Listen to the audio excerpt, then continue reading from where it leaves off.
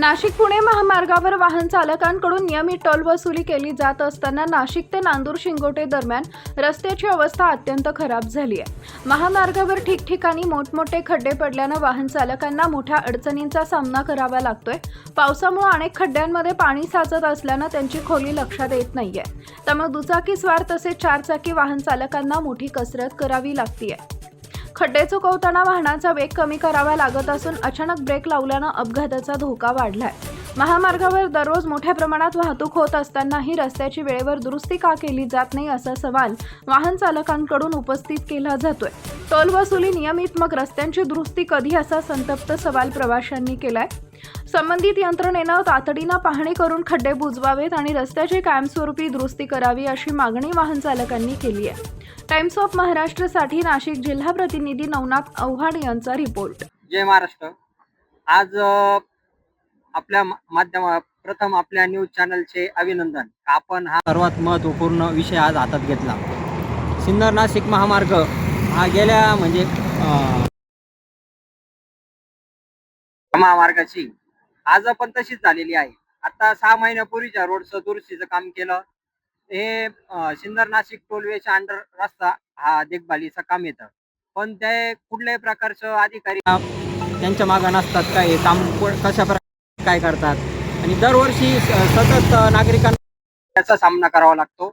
याच्यात कित्येक अपघात होतात, कित्येक नागरिकांचे बळी जातात। याला प्रशासनाने थोडंसं लक्ष घातलं पाहिजे आणि या कामाची देखभाल व्यवस्थित झाली पाहिजे।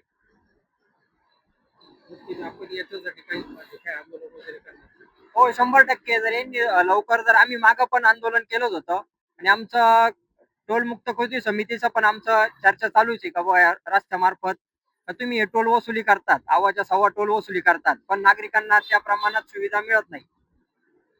सिन्नर शहरापासून 40 किलोमीटरच्या आत टोल नाका आहे। आपल्याला टोल माफी होणं गरजेचं आहे। 100% आम्ही टोल माफीची मागणी केलेली आहे। तुम्ही 60 किलोमीटर येणाऱ्याला पण तेवढाच टोल घेतात आणि 10 किलोमीटर जाणाऱ्याला पण तेवढाच टोल घेतात।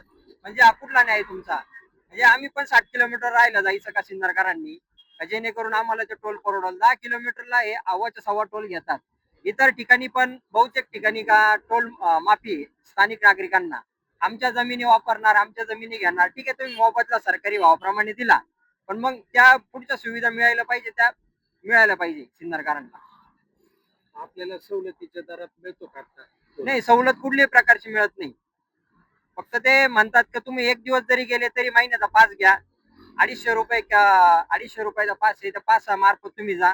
पण ज्याला एकच वेळेस जायचंय तर तो 250चा पास घेऊन करणार काय? त्याचा पण थोडासा विचार झाला पाहिजे, प्रशासनाने पण त्याचा विचार केला पाहिजे। आणि 60 किलोमीटर मध्ये एक टोलचा अंतर नकोय, तरी पण हा टोल 40 किलोमीटरच्या अंतरात असताना हा टोल आहे। नक्कीच आपण समस्या आता जाणून घेतलेली आहे। टोल आकारतात पण समस्या काही थांबत नाही। Navnath Awhad, times of Maharashtra, Sinnar.